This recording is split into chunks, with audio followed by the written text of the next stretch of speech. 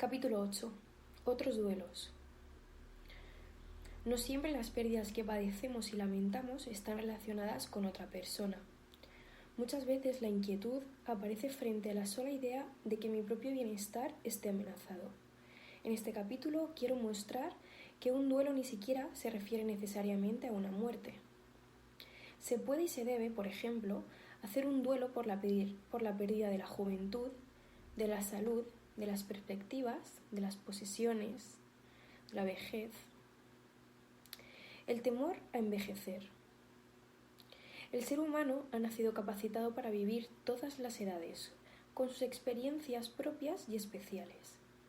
Desde el día del nacimiento hasta que envejecemos, podemos escoger el intento de vivir con alegría o predestinados a ser desgraciados.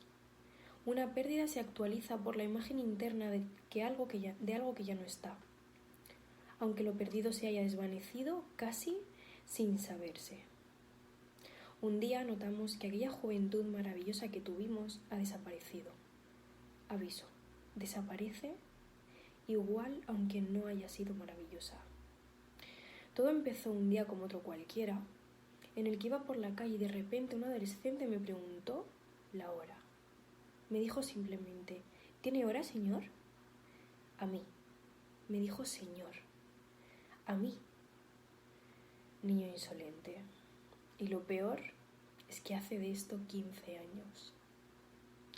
A partir de momentos como este, nuestra vida sufre una crisis de identidad porque no habíamos pensado jamás que nos creíamos mucho más jóvenes que nuestro aspecto.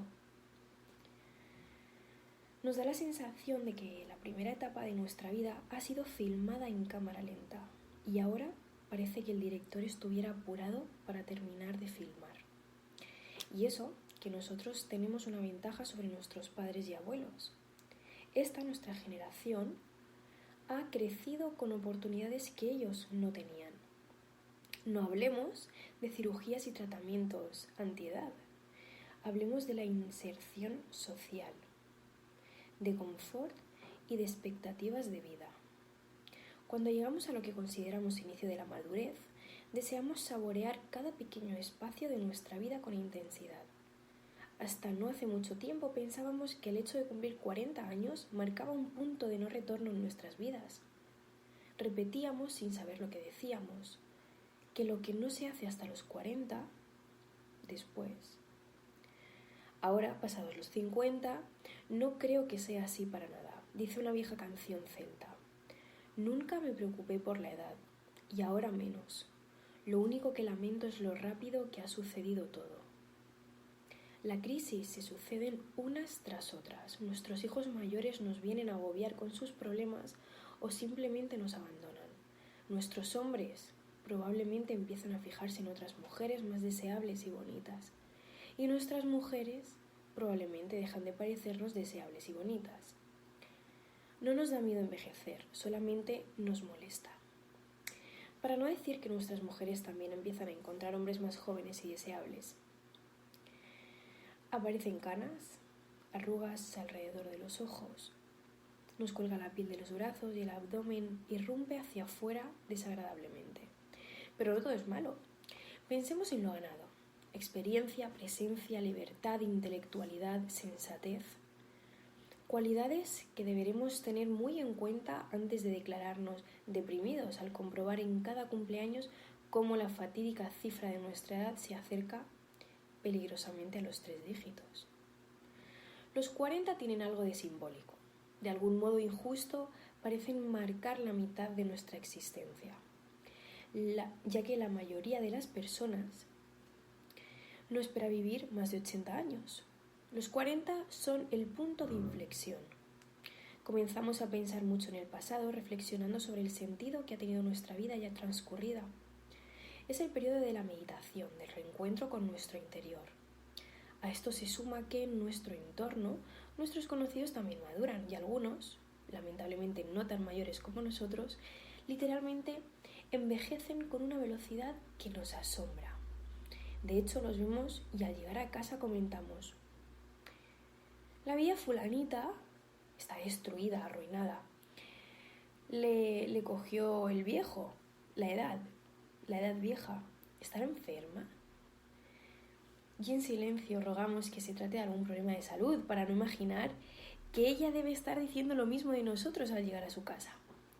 Y a veces los amigos tienen el mal gusto de morirse a esta edad tan inadecuada, confrontándonos con la realidad de una muerte, no necesariamente cercana, pero sí más posible o por lo menos más pensable.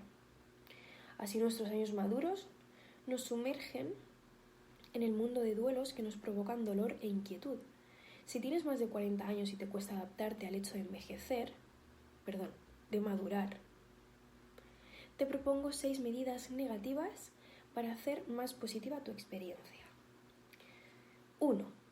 No juzgues tus nuevas limitaciones como un síntoma de debilidad.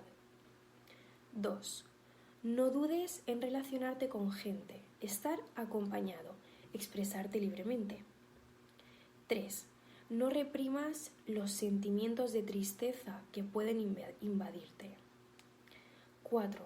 No trates de ser lo que no eres. 5. No le pongas frenos a tu vida y déjala fluir. 6. No tengas prejuicios ni acumules rencores. Pero, ¿qué es envejecer? El drama de la vejez no consiste en ser viejo, sino en haber sido joven. Oscar Wilde. Algunos de los signos más notables del envejecimiento normal en los humanos son la disminución de la fuerza en los músculos, el deterioro de la habilidad del sistema inmunitario para responder a las enfermedades, la pérdida de la densidad de los huesos, la caída del pelo, las arrugas y la disminución de algunas funciones psíquicas complejas. Fenómeno Hayflick y factor tiempo. Envejecer no es una enfermedad. Es el efecto de la senescencia que ocurriría aunque todas las enfermedades desaparecieran de la Tierra. La senescencia empieza un poco después de la pubertad con pequeños cambios, como el depósito de placas de ateroma en las arterias mayores y se va instalando en mayor magnitud a medida que transcurre el tiempo. El Dr. Hayflick encontró que el envejecimiento está programado, dado que cada célula tiene normalmente un límite a priori en su potencial de crecimiento y división.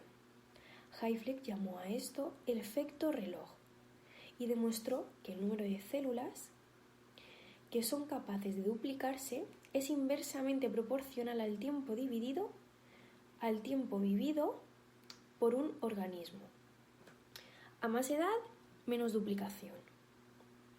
La llegada a este límite es el principal cambio del proceso de senescencia y el causante del aumento de la susceptibilidad a ciertas enfermedades y la disminución de la capacidad homeostática, que es la habilidad del cuerpo para acomodar pequeñas distorsiones fisiológicas o daños en el cuerpo. Las células, no tan jóvenes, paran de dividirse y no funcionan en plenitud. Desciende su síntesis de ADN y ARN y disminuye su capacidad para aceptar nutrientes. La cantidad de células, las más viejecitas, contribuye a disminuir la función del organismo total. La teoría de los radicales libres. Otra teoría dice que los cambios celulares se deben al progreso de convertir el oxígeno en energía. En este proceso se producen moléculas llamadas radicales libres, que en cantidades normales ayudan a mantener el cuerpo saludable, pero en grandes cantidades resultan dañosas para las células. Esto se llama reacción oxidativa. Cancelando este proceso actuarían los medicamentos y alimentos antioxidantes como las moras, las frutillas, las espinacas y la vitamina E. El envejecimiento es una de las pocas características que nos unifican y definen a todos en nuestro mundo pleno de diversidad y tan cambiante. Todos estamos envejeciendo. Tengamos 25 o 65 años de edad, 10 o 110, también estamos envejeciendo. y esto significa que estamos vivos y es motivo de celebración. Uno de los principales logros de todos los tiempos es el aumento de la expectativa de vida del ser humano conseguida en el curso de estos últimos 100 años. En el siglo XX, la expectativa media de vida en los países desarrollados ha aumentado de unos 47 años a unos 75 años o más. El promedio de edad de la población en los países desarrollados aumenta a un ritmo sin precedentes y esta tendencia se observa en la mayoría de los países en desarrollo, a pesar de haber comenzado más tarde. La expectativa de vida para los que nacen hoy es de más de 82 años, aunque todavía nos falte mucho para el límite natural de nuestras vidas, que según los gerontólogos está alrededor de los 120 años. Al acercarnos al siglo XXI, la tendencia mundial a la disminución de la fecundidad y a la prolongación de la esperanza de vida ha dado al fenómeno del envejecimiento de la población una importancia sin precedentes. El envejecimiento poblacional ha sido asociado habitualmente con los países más industrializados de Europa y América del Norte, donde una quinta parte o más de la población tiene más de 60 años. Sin embargo, entre nosotros, para el año 2020 la población latinoamericana mayor de 60 años sumará 82 millones de personas. Más allá del envejecimiento biológico del que hemos hablado, existe también un envejecimiento social, que se refiere al papel que impone la sociedad a la persona que envejece. En este último están involucrados todos los prejuicios que la sociedad manifiesta con relación a los ancianos. Ambos tipos de envejecimiento son responsables de los problemas que aquejan a las personas de edad avanzada. En nuestras sociedades, frente al envejecimiento, tenemos prejuicios y caracterizamos a las personas ancianas como pasivas, crónicamente enfermas, sin deseos sexuales o con necesidad desmedida de atención y de cuidados constantes, estigmatizando a los ancianos y condenándolos a la marginalidad social. Sin embargo, la mayoría de las personas no manifiesta alteraciones que influyen marcadamente en su funcionamiento físico, intelectual o social hasta que pasan los 70 años. A pesar de que al aumentar la edad, los procesos motores, cognitivos y sensoriales se hacen más lentos, la motivación y la práctica permiten superar esas desventajas y hacen que las personas de edad se desempeñen con eficiencia. Las personas en edad avanzada mantienen sus capacidades de desarrollo. El adulto mayor saludable y activo es un recurso para la familia y la sociedad. La vejez es cada vez menos sinónimo de dependencia, a pesar que el riesgo de enfermedad crónica y de discapacidad se incrementa con la edad. Solamente 1 de cada 5 personas en la edad de 70 años presenta alguna discapacidad funcional importante. Respecto de que la sexualidad es cosa de la juventud, nada más está lejos de la realidad. Después de los 60 años existen, por supuesto, deseos y fantasías. Lo que cambia, en todo caso, son las formas y los valores. En esta época de la vida, la sexualidad se asocia más que antes al contacto y a la compañía. Nuestra sociedad nos hizo creer que la sexualidad es genitalidad, pero no abrazos, compañía, caricias. La sexualidad sigue tan viva como antes y en todo caso ha madurado. Según José Fernando, se ha descubierto que la sexualidad muere un día después de que lo entierren a uno. Nuestras correspondientes políticas de asistencia social no coinciden con las realidades actuales ni con los probables escenarios del siglo XXI. Desarrollar una cultura donde el envejecimiento y la vejez sean considerados como símbolos de experiencia, sabiduría y respeto, y contribuir al fortalecimiento de la solidaridad y al apoyo mutuo entre generaciones constituye también un reto en nuestra sociedad. Eliminar la discriminación y la segregación por motivos de edad. Según el actual paradigma de la vejez, los hijos se vuelven tarde o temprano padres de sus padres. Consideran la vejez como una etapa dependiente de la vida. Yo opino que los hijos son hijos y lo serán siempre. Trastocar ese orden conlleva una imagen de venganza o, en el mejor de los casos, de pago de una deuda que contrataría el verdadero significado del amor. Envejecer es amargo. Ignacio Quintana dice: el hombre que envejece con amargura crece en odios y en resentimientos. Sus arterias se envenenan, mortifican el cerebro y producen la metamorfosis de la sangre en bilis. Colapsa el aparato circulatorio, detenido por su pesadez. Momifica el cuerpo, degrada la visión, paraliza las manos. La amargura es tánatos. Tánatos es la muerte y la tragedia.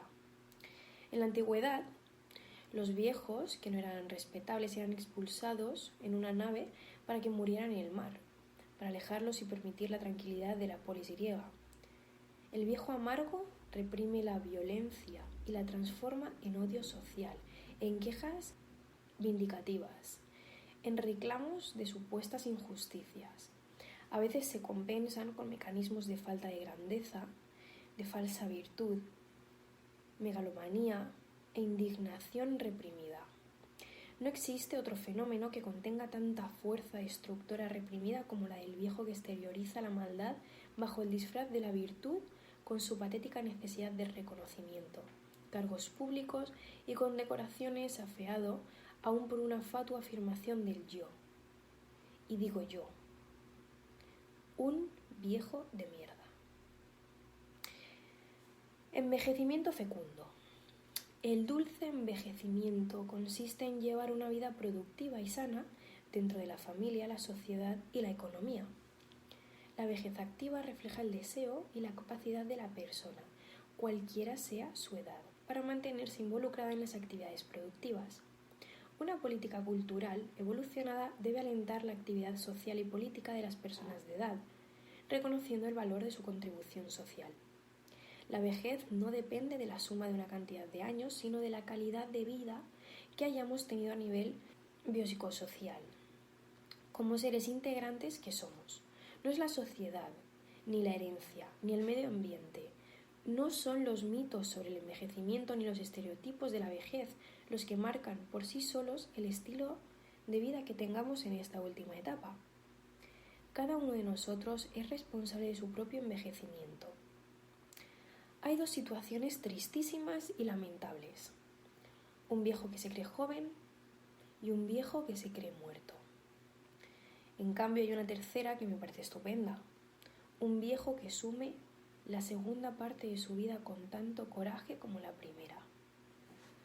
Un día, a los 40 años, pensé: en el fondo del espejo me espía la vejez, es incansable y al final me atrapará. Me he debatido contra las etiquetas, pero no he podido evitar que los años me aprisionen. He vivido, tendría sobre el porvenir. Y ahora, recapitulando el pasado, diría que el presente me ha sido escamoteado. Elena Javif. El duelo por la salud perdida. Freud afirma que el deseo de vivir procura imponerse a los deseos de muerte. La enfermedad produce sentimientos de peligro. Al lado del envejecimiento aparece un desamparo impensable, aquel que surge cuando la ilusión de ser inmortal pierde certeza. Sófocles pinta a Edipo en el final de la tragedia con una vida vagabunda, miserable y ciego, y le dice al lector: tened piedad del pobre fantasma de Edipo, pues ese viejo cuerpo ya no es él. Elizabeth Kubler-Ross dice que frente a la noticia del diagnóstico firme de una enfermedad grave, suceden muchas cosas que ella genialmente tradujo en un inflexible modelo de 5 etapas: negación, ira, negociación, depresión y aceptación. Las explicamos una tras otra. 1. Negación. Cuando una persona se entera de que sufre una enfermedad, su primera reacción es un mecanismo de defensa que ante la evidencia nos hace decir: no, no puede ser, no quiero. La persona Se convence de que ha habido errores en los resultados de laboratorios o radiografías y que cambiando de médico puede obtener otra respuesta. La negación es un mecanismo normal que nos ha acompañado a lo largo de nuestra vida en relación al tema de la muerte y hasta se hace necesaria para asumir algunos riesgos. La negación permite una tregua entre la psiquis y la realidad. Le otorga el tiempo al individuo para pensar su futuro de manera más distanciada, buscando la adaptación del evento que ha asaltado su realidad abruptamente. Es un verdadero intento de amortiguación del efecto de la noticia. 2. La ira.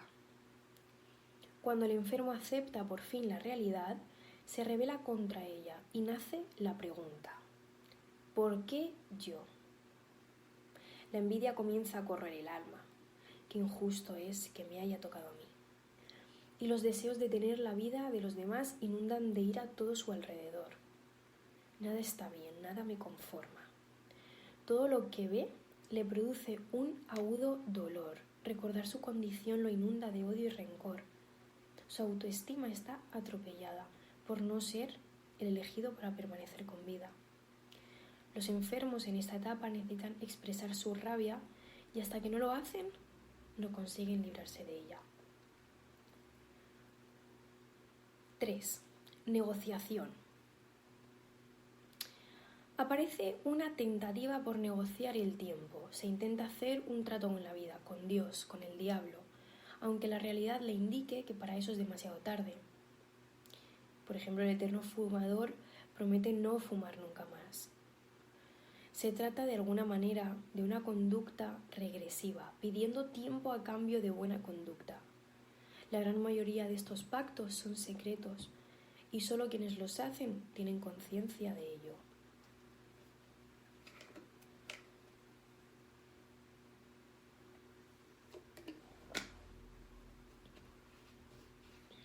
4. Depresión. Cuando se tiene la conciencia de que todos los pasos anteriores fracasan ante el desarrollo de la enfermedad, aparece la anticipación catastrófica. Muchas veces es exagerada.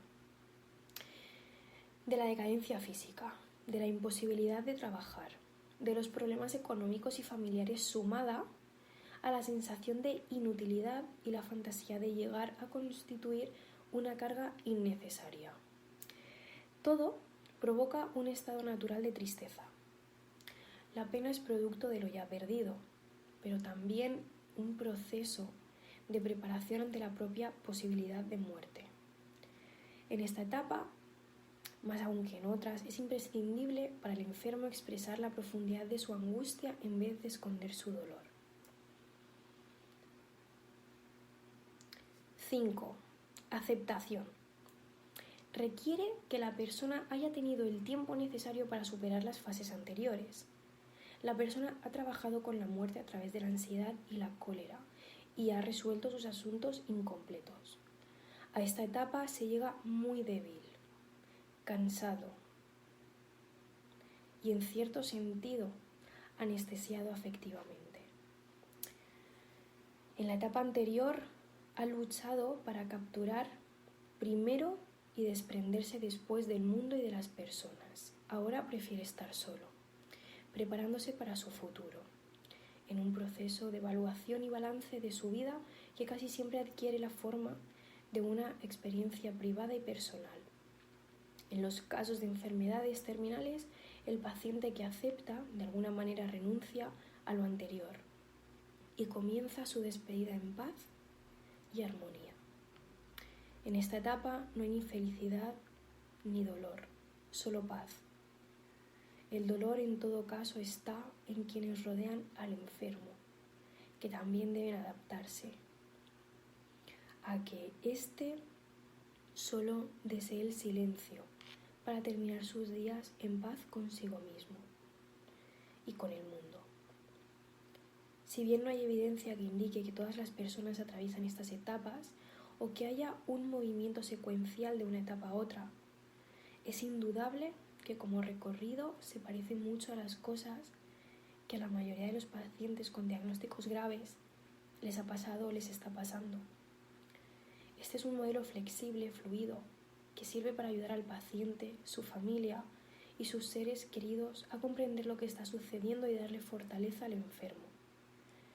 En una enfermedad grave, las etapas descritas por Kübler-Ross se corresponden con los momentos clásicos de la evolución clínica: prediagnóstico, diagnóstico, etapa aguda, cronicidad y resolución, que es o bien la recuperación o la muerte. La antepenúltima etapa es con mucho la más importante en este tiempo, tanto por el acortamiento de las anteriores como por la prolongación de la enfermedad misma. Por ejemplo, las personas que viven por años después de ser diagnosticadas con cáncer y muchas veces mueren por otras causas que nada tiene que ver con aquel diagnóstico. Algo más sobre los duelos. Detrás de cada cambio importante hay una pérdida para elaborar, aún detrás de aquellos que implican modificaciones positivas, por llamarlas de alguna manera. Para decirlo una vez más, cada vez que algo llega desplaza lo anterior, que deja de ser. Así como cada vez que algo se va, deja lugar a lo que sigue. Cambios, pérdidas o desarrollo, de propósitos y futuro. Cambios en el patrimonio personal o en el modo de vida. Cambios en lugar de residencia, de progreso o de involución. Cambios laborales, incluidos los ascensos y cambios de destino. Cambios en las relaciones y vínculos, amigos, parientes, casamientos, enamoramientos. Cambios en las posturas ideológicas, religiosas o filosóficas. Cambios en la salud, el deterioro o sanación de enfermedades. Todos estos procesos y la infinita nómina que cada uno podría agregar suponen pequeñas o grandes muertes que no debemos subestimar y que implican una despedida y una elaboración. Cada día que empieza es en realidad la historia de la pérdida de mi día anterior, porque no soy el que era ayer. Yo, Jorge Bucay, no soy el Jorge Bucay que era ayer y sé que mañana no voy a ser el de hoy. Pero si lo pienso así, me condeno a vivir de duelo. Para muchos autores el dormir y el soñar son, en última instancia, el espacio humano para vivir estos pequeños duelos cotidianos. Si quiero pensarlo así, me desprendo durante la noche de lo que dejo atrás y me despierto cada día con la ganancia que me dejó el día pasado y la perspectiva novedosa del día que comienza. Yo puedo pensar en esto o hacerme el distraído. Puedo darme cuenta de que no soy, y es cierto que no soy, el Jorge Bucay de hace 10 años. No soy afortunada y lamentablemente las fotos lo demuestran. ¿Este Jorge es mejor que el de antes? ¿Me gusta más o menos? ¿Está más maduro o simplemente se pudrió? Este no es el punto en cuestión. Seguramente haya un cambio. Haber dejado de ser aquel que era es causa y efecto de ser quien soy. Y este que soy es aquel más este. Hay una ganancia en el camino. Y es importante registrar qué ganancia es el resultado de aquella pérdida. Pero para esto tengo que poder soltar. Aferrado al recuerdo de mantener y sostener aquello que yo era, entonces no va a haber ninguna posibilidad de ganar y quizás ni siquiera de llegar a ser.